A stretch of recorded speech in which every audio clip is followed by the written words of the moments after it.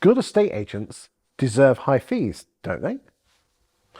Today, I'm joined by Colby Short, who is the co-founder of GetAgent. Colby, talk to me about estate agents and high fees.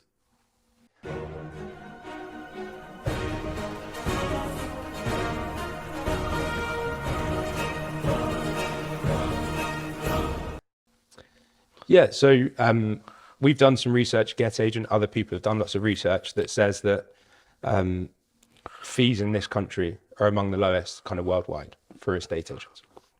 And we all know kind of what a difficult job estate agents do. And actually, when I say we all know, the reality is that maybe a lot of vendors don't know. I agree. I think We're not very good at proving our worth, are we?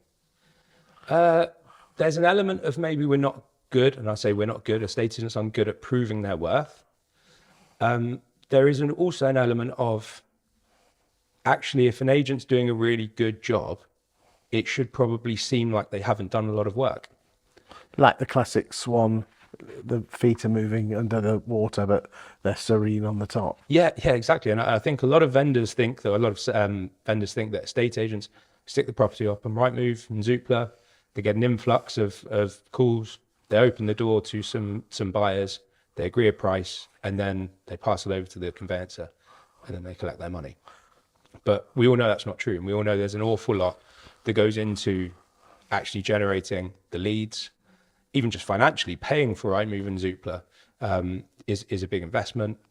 We all know the challenges of keeping a chain together, managing all the parties later on in the transaction. So I think there's an awful lot that goes on in the background that vendors don't know about. But I think the other thing is that if you want a service that's no win, no fee, or no sale, no fee in this case, every completed sale has to pay for every sale that fell through, every free valuation that somebody went to and then decided not to go on the market, et cetera, et cetera. So obviously, agents are going to need to charge a substantial fee to win that business. And I think when we look back to Purple Bricks, and GetAgent did some research very, very early on with what's the true cost of Purple Bricks. And when you consider that Purple Bricks are paid whether your property is sold or not, actually the gap in price was quite minimal. So I think it's really important that we can help estate agents earn a fair fee, not just because they deserve it, but in terms of kind of maintaining standards in the industry, being able to pay good staff, being able to keep good people in the estate agency industry and not losing them to other industries. I think that's really important. It would be remiss of me not to mention that email, that post that came out about negotiating fees down at back end of 23. Yeah. What's your answer to that? Well, just to be clear, there was a post that went on a blog on our website, and it didn't just talk about negotiating fees down. It encouraged vendors to lie to agents, pretending they had got a better fee offer elsewhere to negotiate fees down. And as I'm sure you can imagine, as soon as I found out that it had gone on our website, I was furious. And just to kind of explain what happened there, because I did address it, but oftentimes people just read the title.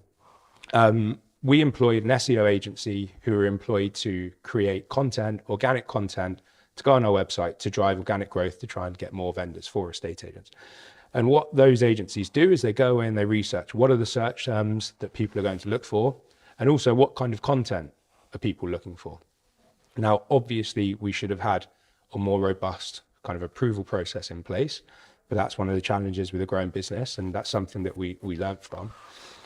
But I think it actually says quite a lot that if you let an SEO agency kind of go free and they do their research as to what people want to see, that finding ways by hook or by crook to negotiate down estate agency fees was the thing that agency decided would drive most interest and engagement and leads. And I think that's actually indicative of the market and indicative of actually how vendors don't know how to choose a good estate agent. So look, when I found out about that, I was furious, and I was particularly furious because it goes against everything that GetAgent stands for. I'm one of the founders of GetAgent, as you said, and even from the first day, our mentality was pick the best estate agent, not the cheapest estate agent. So this just went completely against everything that GetAgent stood for, and I completely understand why estate agents, when they read that, and some of our biggest customers who had done the most business with us also read that and wanted to know why we were saying one thing to them and another thing to vendors. Well, thank you on behalf of the industry for being honest, and I'm glad that you're able to, speak your mind. I know in a separate video we're going to be talking about the business model as a whole, and I have some questions that people have sent me in. Let's just come back to the fees, because that's what we're talking about. There's an awful lot of new agents that come in and open up an estate agency off the back of cheap fees, but then seem to hit a glass ceiling. Why do you think that is? Talk to me.